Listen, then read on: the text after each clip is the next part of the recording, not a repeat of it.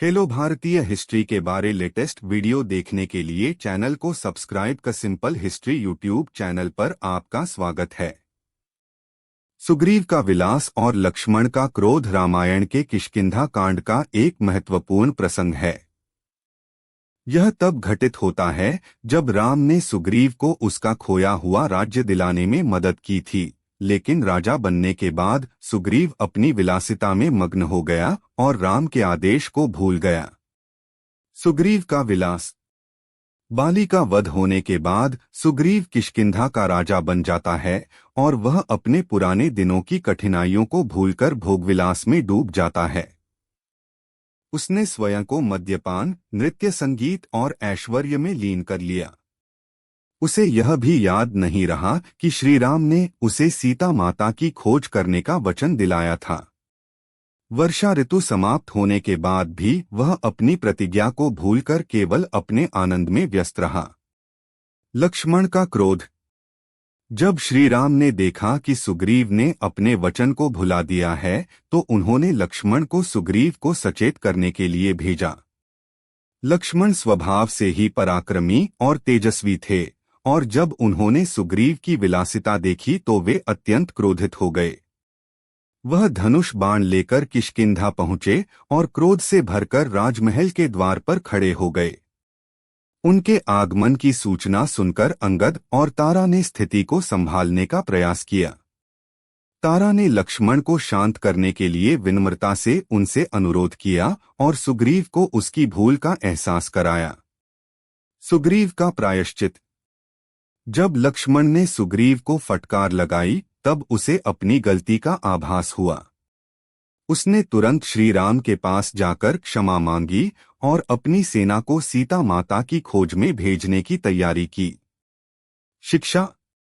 यह प्रसंग हमें यह सिखाता है कि कर्तव्य को भूलकर विलासिता में डूब जाना अनुचित है। साथ ही मित्रता में किए गए वचनों का पालन आवश्यक होता है। लक्ष्मण के क्रोध ने सुग्रीव को उसके कर्तव्य का स्मरण कराया और उसे सही मार्ग पर वापस लाया। सीता की खोज का संकल्प।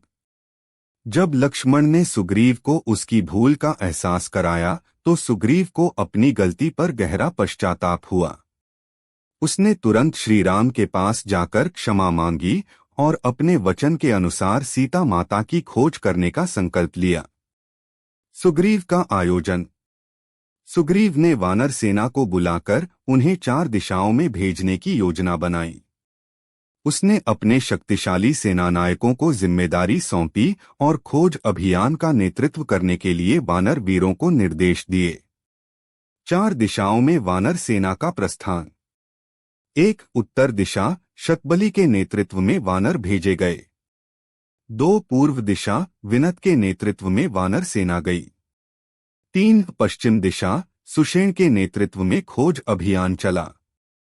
4. दक्षिण दिशा, हनुमान, अंगद, जाम्बवंत आदि वीरों को भेजा गया क्योंकि यह दिशा सबसे महत्वपूर्ण थी। हनुमान को विशेष उत्तरदायित्व।